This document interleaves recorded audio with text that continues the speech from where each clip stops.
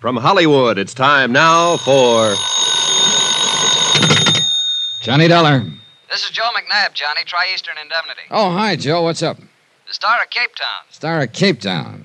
Constellation, celebrity, or ship? Wrong 3 times. The Star of Capetown is a diamond about the size of a jumbo olive. Oh, sounds like it'd make a nice ornament for a martini. Except I'm strictly a lemon peel man. Now, this is serious, Johnny. I'd like you to take a look at it. Now, what's so interesting about it, except it's probably worth $100,000? Make it 150. That's what we've insured it for. Oh? Got quite a history to it. 3 men we know of have been killed over it in the last 50 years. This stone I'd like to see. Where is it? Name of the stone, Johnny. Star of Cape... Hey, wait a minute. In Cape Town, South Africa? That's right. Interested? I'll be right over.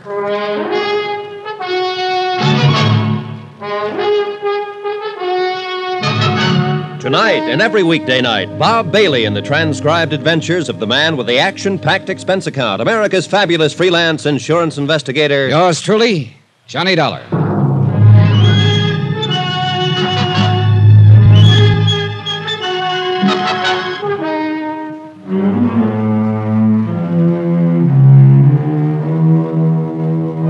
Expense account submitted by Special Investigator Johnny Dollar to Tri-Eastern Indemnity Associates Home Office. Following is an accounting of expenses incurred during my investigation of the Star of Capetown matter.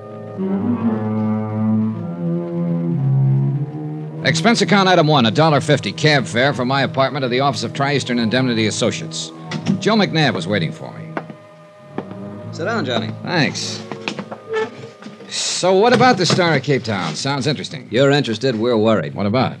Ever hear of Andrew Lanning Forbes III? Forbes. Seems to me I've seen his picture in the papers a couple of times. International playboy type, isn't he? That's the one.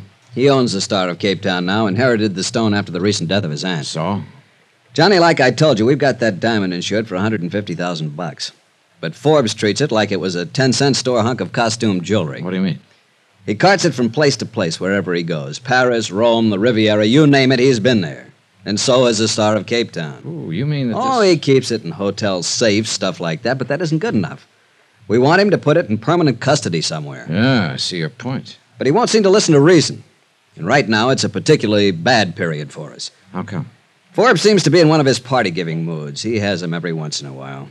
About 3 weeks at a time, a big party every night wherever he happens to be. Then he quiets down for a month or two. Yeah, probably resting up. But how come he's in Cape Town now? Who knows? Who knows why he goes anywhere he does? Oh, brother, sounds like a real character. Yeah, but what we want you to do is to talk him out of being a character long enough to put that diamond in a safe place and to keep an eye on it until he does. We got a plane reservation for you tonight at midnight. Tonight? Now, just a minute. Now, look, if it's the money you're worried about, don't be. This means a lot to us. We're willing to pay accordingly. Joe, you may not believe this, but I wasn't thinking about the money. Then what? Those 3 men who got killed over that diamond. You told me about them over the phone. Oh, that. Look, the diamond's 50 years old. Those 3 killings were 20, 30 years ago. Just the same, 3 is always a crowd. And I wouldn't like to see it increase by 1. Expense account item 2, $3.60 cab fare to my apartment to pack and then to the airport, where Joe McNabb met me and told me 3 tired jokes in 2 minutes in a very subtle attempt to keep my mind off the 3 dead men as he gently steered me to the plane. Item 3, plane fare to Cape Town, South Africa.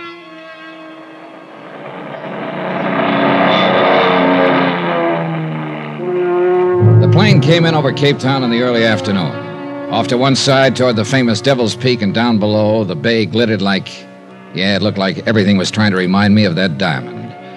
As if I could forget a stone worthy of $150,000 in the lives of 3 people. Item 5, cab fare to the residence of Andrew Lanning Forbes III. He'd rented a mansion on the side of a hill.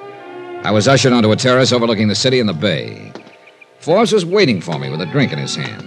He was a thin-faced, elegant, tired-looking character whose deep tan didn't hide the lines on his face. He could have been anywhere from 35 to 50. May I have you a drink, Dollar? Well, a little early in the afternoon, isn't it? Oh, is it? It might cool you off. Okay, thanks. Say, it's quite a place you have up here. It's adequate. You seem amused. Well, there must be 15, 16 rooms at least. Roughly.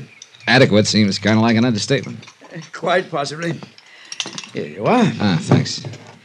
Look, Dollar, it was very thoughtful of the insurance company to send you all the way down here, but also it was, wouldn't unnecessary be the word?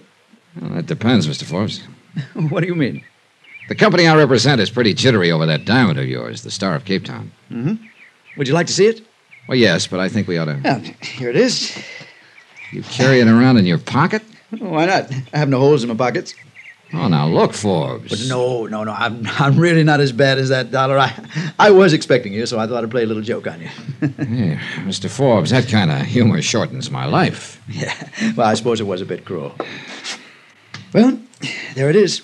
What do you think of it? McNabb said it was the size of a jumbo olive. Looks more like a golf ball to me. Quite vulgar, isn't it? Oh, what a cutting job they did on it. Phew, beautiful. Well, there must be 1,000 facets. Yeah, all of them glittering, all of them cold, all of them surfers. Rather like life, don't you think? Look, Mr. Forbes, if you don't mind, let's skip the philosophy for a minute and talk about the diamond. Oh, of course. You're still concerned about his safety. Well, perhaps this will reassure you. Will you come with me? Sure. This way. I have a very efficient wall safe in my bedroom. In here. So, you see, I do take precautions.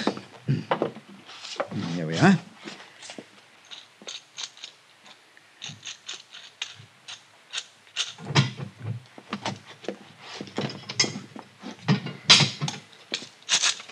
There. Are you reassured now? No. Your bedroom opens off the terrace. It'll be too easy for somebody to get at that safe. Very well, Mr. Dollar. After tonight, I shall place the diamond in a bank vault. That's the best news I've had all day. Yes. Tonight's party will be my last for a while. Party? For Agatha. Who's Agatha? Oh, she's my elder sister. She's on a world tour arriving here in Capetown later this afternoon. I'm going to surprise her. Hey, wait a minute. You came all the way here to Capetown to throw a surprise party for your sister? Well, I wasn't doing anything else at the moment. Why not? Well, I could think of a couple of reasons, but they probably wouldn't sound convincing to you. Probably not. Although they probably would sound convincing to Agatha. Oh? Yeah, she and I are quite different. Half the time she worries about me, and the other half the time she disapproves of me.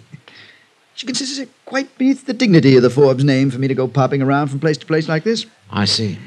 She's quite devoted to the cause of the Forbes name. To make sure it keeps standing for, well, whatever it's supposed to stand for. I was never quite sure myself. So you're giving her a surprise party tonight. Will she like the idea? Probably not. That's what makes it fun. Oh, by the way, would you like to come? Well, under the circumstances, I think I'd better. I wonder if I could have a guest list. A guest list? Oh, good heavens. You mean you don't have one? Well, of course not. I just invite people here and there and wait to see who turns up. Then you don't have any idea who all's coming? Absolutely not. Donna, that's the only thing that makes these parties worthwhile. Oh, great. A character with a quaint habit of carrying his diamond in his pocket, throwing a party where he didn't know who was coming. This was a situation not calculated to help my peace of mind, believe me. Forbes had his driver take me back to town. I stopped along the way at police headquarters and talked to Lieutenant Van Tile, who agreed to furnish a man to help me keep an eye on the party. Expense account item 6, cab fare back out to Forbes' house that evening for the party.